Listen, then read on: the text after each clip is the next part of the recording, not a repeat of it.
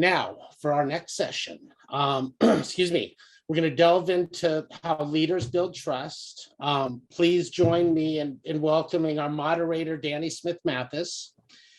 Danny is the co-author of Shut 'Em Down, Black Women, Racism, and Corporate America, and then the newly released book, Everyday Struggles, The Impact of Toxic Work Environments on Black Women. And welcome, Danny. In addition to that, Danny and I host a Clubhouse room that we do every Thursday at 5 p.m. Pacific, 8 Eastern. So we'd love everybody to go to the WITI group on Clubhouse, join us and participate in the conversation. We've had some great conversations around solutions. So Danny, I'm going to turn it over to you. Thank you, David. Hello, everyone. Hi. Who do we have here with us? Let me see who we've got here. Margot, you're here? Hello. Hi, how are you? Good, how are you? Excited to be here. I'm doing just fine, thank you, doing just fine. And we were looking for our other guests, and I don't know if I see her here. Is Ritu here? She sure Hello. is. Hi, Ritu. I'm not the tech person. Why they asked me to do this, I have no idea. But I'm honored to be here, and I am so honored to moderate this next session with these two dynamic women. And I want to chat with you the next 30 minutes on how leaders build trust. But before we go into our discussion, let me introduce the two of you. Okay, so here we go. Margot leads Edelman's technology practice in Edelman's Bay Area hub at San Francisco, Sacramento, California area, and she serves as the general manager of that hub, leading teams of very skilled practitioners and innovators who just delivered this awesome industry-leading communications strategies. She's built this brand of trust and visibility by doing this, working with these leaders, very passionate about all things tech, advising executives and business leaders on communications, and her clients range anywhere from private equity and venture capital firms to technology companies and well-known individuals. So good morning, Margot, how are you? Hello, nice to see you. Good, nice to see you too. Ritu Shrivastava, how do you please? You're pretty close, don't worry. It's that the best way to do is kind of split it up. So it's Shrivastava, but Shrivastava. Okay, I sort of kind of got it right. Okay. Yep. Our people leader at Gilead Sciences, research-based pharmaceutical company that's focused on discovery and development and commercialization of innovative medicines. And so happy to have you here with us, and we know that you are ready for the dynamic business shift that is coming, namely digitizing HR and building culture through strong DEI spaces and practices, and focusing on the employee experiences and how to just have solutions that create better places for people to work, right? So we're really happy to have you here today. Thank you so much. Ladies, good morning, welcome. Let's jump right into our discussion. And what I want to talk about first for our audience this morning, since their time is limited, what I really would like everyone to do is just look these ladies up on LinkedIn. Please look them up on LinkedIn, follow them there, and go to their websites. You can get Margot at www.edelman.com. And you'll also find a plethora of some deep dive reports there that have content on the 2020 Edelman Trust Barometer. And then you'll also get to Rita at www.gilead.com. So rather than going through all of the company information, I want to really focus on you ladies today. So Margot, I'm going to start with you. And again, we're here to discuss how leaders build trust. So I know, Margot, that you believe that trust is the vital glue that binds all humans and business relationships together. And I know that because your company, Hallmark, since Dan Edelman started it in 1952, is exactly that. So we also know that in the wake of a global pandemic, and the international reckoning with racial equality, that you work to foster the trust of your clients, your employees, your partnerships with partners with citizenship, which is your global corporate social responsibility. So my question, Margot, to you is this. How have tech companies, the role of tech companies in society changed since the global pandemic? And just talk a little bit about the growing reliance on their products and the services, and how trust in tech is declining. Yeah, absolutely. How do you explain that? Yeah, we saw last year that trust in tech, I think, declined by nearly double digits, which is interesting because for a long time, technology was always the industry that sort of had a halo of trust around it. It was the most trusted industry for nearly a decade. For as long as we'd done our survey, and we found this year that was not the case. It actually became the healthcare industry, followed by, I think, the food and beverage industry that became the most trusted, which makes sense because these were the industries that were really relied on by the population during the pandemic.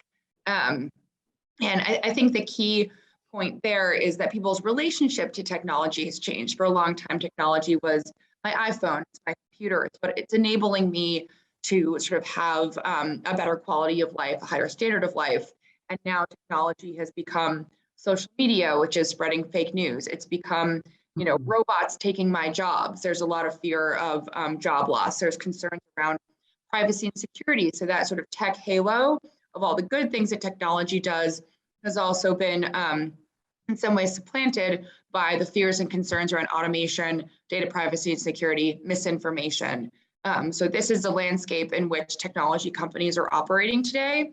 And it's important for comms executives and really the C-suite to understand they're not necessarily coming in with that same halo of trust they always had. They're really coming in needing to understand how to build trust among consumers and among the general public.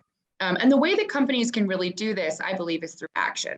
So for example, if you are Microsoft, Google, and companies are, worried about, potentially, job displacement through automation, things like that. It's important to invest in reskilling. It's important to talk about sort of the steps you've taken to make sure if you're investing in AI, that it's going to be done in a way that's ethical, that's transparent, it's not going to violate people's privacy. So I believe it's about actions, and it's about talking about those actions publicly that will continue to allow technology companies to have that same license to operate they always have, and to help sort of rebuild that halo of trust that they enjoyed for the past decade. Thank you for that. Thank you for that. Ritu, let's have you chime in on that from your space and in the HR space specifically. How do you respond to that? So I think first off, thank you. Thank you, WITI. I'm really excited to be here. Margot, Danny, very nice to make your acquaintance, and to a few hundred others that I see online. So in my space as the Senior Director of Human Resources, I play more on the leadership and the employee space, and it's more internal facing. I think, Margot, yours is more external, where we're talking industry and how the corporation is obviously building trust externally, and obviously then how it plays internally. Mine is predominantly internal. And the fact of the matter is 2020, if we just look back at 2020 and everything that transpired with respect to COVID, the national unrest that we saw, the hate, several things that happened. And in the space of employees, in the space of diversity, equity, and inclusion, what it transpired then ultimately to a lot of questions arising in employee groups around, do I truly belong here, right? What is the stand my corporation takes against everything that is happening there? We bring our whole selves to work. I do not just bring Ritu who works, but I also bring Ritu, the mother, Ritu, the lawyer, Ritu, the thought partner, and I bring my whole self to work. And the question is, do I have a sense of belongingness to where I belong, to where I work? And there were corporations that chose to do nothing, and the corporations who chose to do something. Let me be very clear. The corporations who chose to do nothing actually did something. Silence was tacit consent, and many a times it was taken so for everything that was transpiring, which stood against. So with that, as a corporation, I think we at Gilead, we decided to say something. I'm happy to say we were one of those few people who said, no, we take a stand. We do not appreciate, we do not like it. What that did, it gave people a sense, a platform to speak up about how they feel. I personally led several C-suite sessions on listening. Let's talk about how you feel. For the first time, thoughts, feelings, interpretations took center stage because ultimately they drive our mental well-being, which drives our sense of belongingness and ultimately our productivity into the workplace. So all of those together drove, these dots, if you connect them, work towards building trust towards your employers, towards how I feel towards my leaders, towards my employer, towards my corporation. And these little things led to us, to Gilead today, winning one of the best workplaces to work at. And it was a journey. It is a journey. It continues to be a journey. And 100% agree, Danny, to circle back to the question that you asked, how do I feel? I think everything that Margot has talked about is so important. It aligns to building trust. It aligns to what leadership can do to build that trust, not just at a macro or at a big picture level, but also in the day-to-day lives of employees, the roles that leaders play, and ultimately how DEI truly creates that sense of belongingness. So that's my 2 cents. Well, that's more than 2. I would give it at least a quarter. I'm gonna give you a $1 on that. Okay, good. No, listen, thanks so much for that. Awesome. Both of you, listen to this question. Think about this. How has the employee-employer relationship evolved over the past 20 months? Like, how can employers earn their employees' trust in 2022? What's going to be that shift? Margot, do you want to tackle that first? Yes, would you mind just repeating the end of that question? Sure. How give me your take on how you think businesses can actually, the employer-employee relationship, it's evolved over the past 20 months. How do you see that evolve as it has evolved? And how can employers actually earn the trust of their employees in 2022? Great question. I mean, the employer-employee relationship in a lot of ways has been upended in the past year because, if you think about it, we are in a market that is a very employee-friendly market. If you don't, we're in a full employment economy. If you're an employee and you don't like what your employer is doing, you can pick up and find a sort of great job somewhere else. So that gives the employee a lot of power. And I think employees are using this to advocate for change. If you look at what's happening in the technology industry, employees are sort of speaking out and asking about things like ensuring that, companies have the right policies around climate change, that companies are more diverse. You have employees at companies protesting, agreements around, non-disclosure agreements that they've signed and saying, this isn't fair. I should be able to go out and talk about my experiences at this company. And so you really have a change in what I think used to be sort of an employer-friendly, relationship has switched to being sort of much more employee-friendly, which I think means that companies just need to be that much more responsive and reactive to the concerns and the needs of their employees. And I think this is particularly true for companies with a number of Gen Z employees. We really see that sort of Gen Z has a different relationship to work. They're not necessarily saying, hey, I want to be in the office 9 to 5 or whatever it is. It's like, hey, I'm going to work where I want to work. I want flexibility. I want to have more work-life balance than maybe generations before me had. It's also clear that they're really passionate about issues like climate. This is important, especially to that Gen Z workforce. So I think for companies to keep up, to get the best talent, to retain them, they're going to have to change and be more responsive and I guess, as I said, reflective of what employees want today. Also, I do think we're really in an interesting period of time with the Great Resignation and people really just saying, hey, my life is more important. I want to have more balance. I don't love my job. I want to switch. Like, this is really an interesting moment in time. And I think it just puts the impetus that much more on companies to understand, hey, they need to change. And again, be responsive to the needs of their employees to retain their best people. Ritu, you want to chime in there? Absolutely. Great points, Margot. I think there is, if I may offer what what great leaders often do is be very proactive and very mindful with their employees. Let's be fair here. There will be employees, I'm a big proponent of knowing your strong performers, knowing your key talent. And once employers know that key talent, they differentially invest in that key talent. And those are the keepers. Those are the keepers that I think are absolutely important when we are thinking about the Great Resignation. The other piece that I would offer is trust is built one precious day at a time. We've all heard Brené Brown, and her analogy of those little pebbles that go into that jar and how it is chipped over in a millisecond when trust breaks, or where you have a situation where perhaps it's questioned. And so we are where we are today, yet leaders and strong and aspirational organizations began on this journey to build trust way back, perhaps 2 years ago, 3 years ago. I think 2020 gave organizations a great opportunity to truly build that trust. There were corporations who said, you know what, we trust our employees. We are going to be doing what we need to. We all go back. We all choose to go back to work. You have shown that your productivity, corporate America reported about 40% increase in productivity Q1 2020. But the fact of the matter is that didn't happen. It didn't just happen. We have shown that we can do it. And there were corporations who said, you know what, I trust my employees. We will do what we need to meet the new workforce. You do not need to be in a high expense area and need to reside here. Your job, we will look at jobs. We will create that upskilling. We will create those training opportunities. And yes, you can go ahead and work from where you need to have that work-life balance.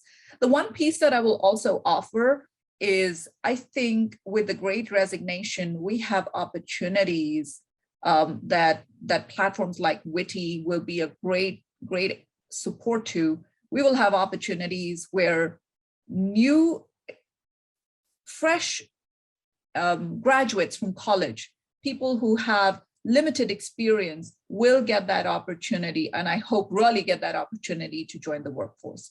The fact of the matter is, with the Great Resignation, jobs are increasing, roles are increasing, they are changing in nature, and I hope organizations, corporations, and all my peers who are sitting here on this call do take this as a call to action and say, let's truly give a chance to those people who are coming fresh from college, who perhaps had a very challenging year. Perhaps they had to drop out of college last year and life took a pretty big turn for them, and let's give them an opportunity to get into the workforce and really welcome them into early talent programs. So just a call to action there. Well, thank you for that. We certainly could use that call to action, and thank you for that prompting there. We've got about 12 minutes left, and I've got a couple of really key questions I want to ask both of you. Margot, CEO activism. Let's talk about that a bit, and let's also talk about. I want to talk about a couple of things. I want to talk about multi-stakeholder economy. Let's go to that. Let's talk about multi-stakeholder economy and how this whole notion of the business leaders having to prioritize their stakeholders differently. And it's not just shareholders now. It's their stakeholders are the not shareholders only, but their employees, the community members, and consumers. How does trust factor into all of this? I think it's hugely important, right? I mean, you have, an ecosystem of constituencies that, need to, value what the company is doing, think what the company is doing is relevant and important. It's not just, as you said, about shareholders anymore. And this has been true, I think, for a long time. I think what's changed is, first of all, employees. I think that's a big change, and just the importance of prioritizing sort of what the employees want, and the fact that employees really today do feel like they have a voice and can advocate for change. I think, as I said before, it's that generational shift with Gen Z really coming up in the workforce. That's also a change. Again, they've been, only in a boom economy, and sort of have, a point of view around the need for, greater work-life balance, as we discussed. And then obviously there's, now, significant focus on ESG, in the investing world. And, you have funds that have ESG strategies, for example, where, they're specifically, advocating within companies and on boards for companies to take into consideration climate, DEI, how the governance structure of companies. And so I think, this is all a big change that companies really need to take into consideration, and CEOs need to take into consideration as they run their companies. And companies that don't have strategies around these, and I think are a little bit more in the old school way, are really running the risk of either having an activist investor come in and shake things up, of having your employees start advocating for you or about you publicly, so that it's a high risk not to have a strategy around these areas. And thirdly, sort of as you said, expectations of CEOs among the general public has also changed. CEOs can no longer just produce great returns. The public actually expects CEOs to have a point of view on areas like climate change, on areas like job retraining and automation. What is the role of companies in preparing the workforce for jobs of the future, not today. So again, it's not enough to just produce returns. Companies need to play an active role in sort of creating the society of the future, and that's something where the public expects CEOs to take a stand on this. And this again, right, going back to some of the data that we have as a company.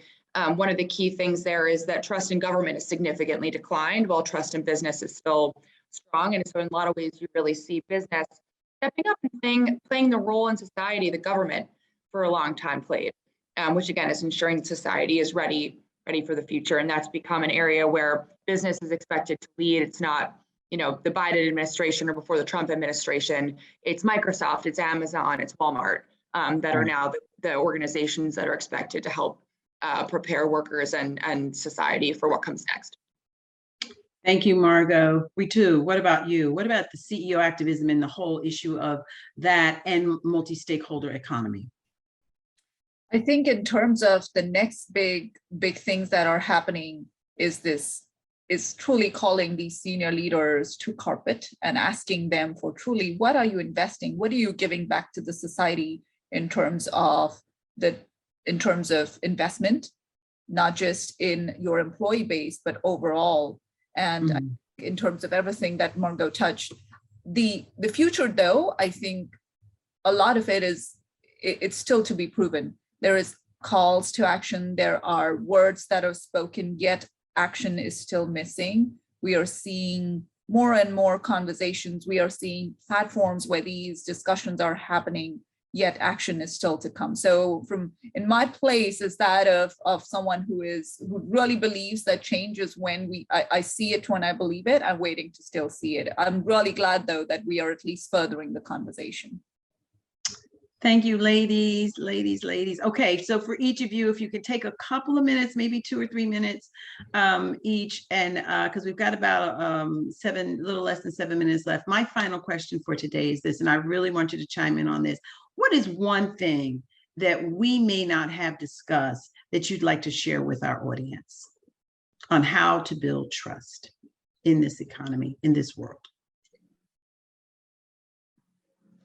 All yours, Margot, you want to start? Sure, I'll start. Either one of you, we'll popcorn it. I think for companies, the key thing is that whatever actions they're taking, whatever they're doing, it needs to feel authentic.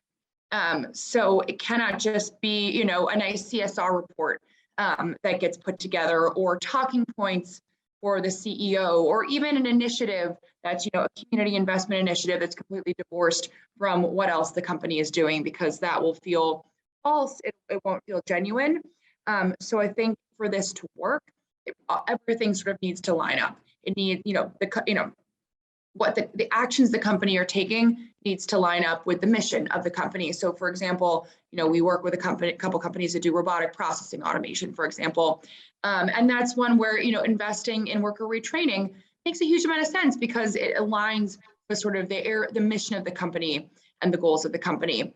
And then again, it can't just be, as I said, sort of words on a page. It needs to be actions that the company is taking. So it all needs to sort of play together, of having the actions relate back to the mission of the business and the core areas the business is in, and then also The actions need to be there. They need to be real. They need to be tangible. It can't just be some sort of nice CSR report that lives, or nice ESG report that lives on a microsite somewhere and is a bunch of great words, but doesn't actually reflect what the company is doing. So it all needs to be of a piece in order to actually, to have value and to really sort of, as I said, sort of inspire community trust, whether it's employees, whether it's investors, or whether it's the general public.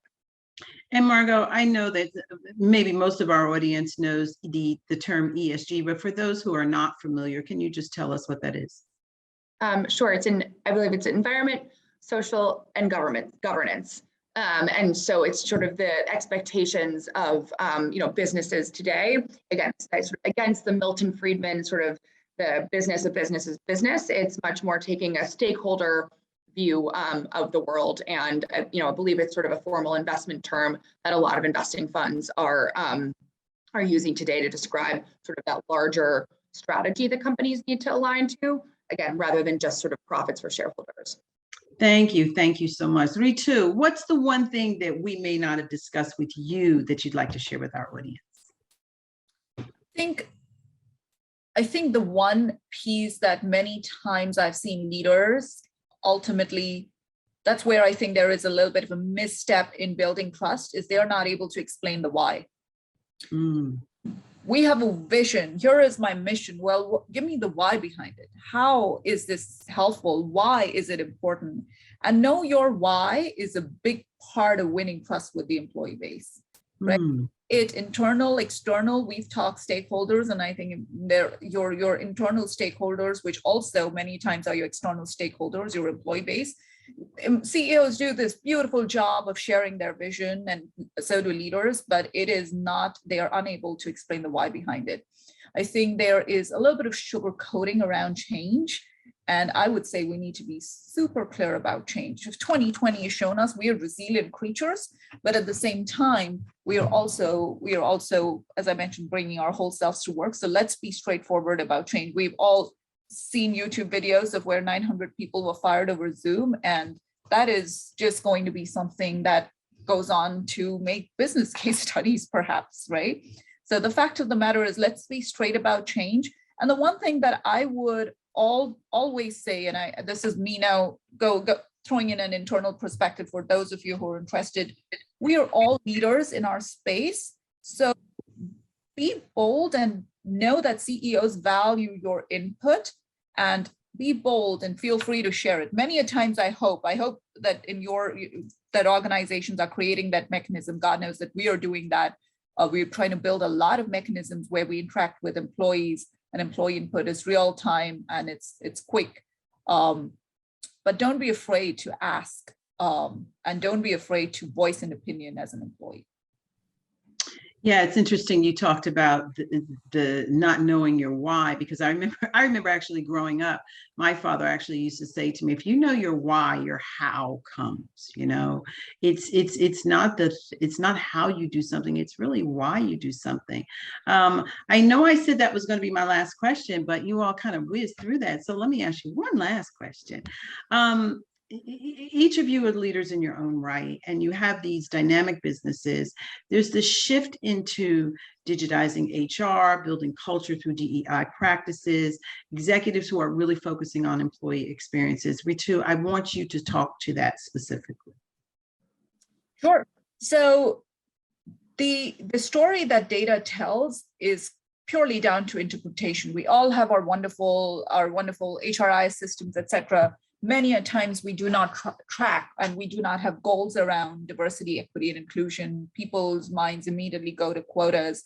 But the fact of the matter is, using the story of retention development ultimately will tell you how your DEI strategy is doing. And being able to take those very basic concepts and then ultimately spinning it into the storyline that you want, that will help you drive your company's vision, strategy, and mission forward are going to be important. So digitization and HR is a term that I think has been around for a little bit. What is missing again is that who is going to connect that dots in a manner that's eloquent, in a manner that's clear, in a manner that is succinct, and will tell the story to drive the right actions that ultimately drive the right vision. So that would be my parting piece to you. Please make sure that you use data to drive meaningful insights and throw meaningful stories around what you're trying to drive.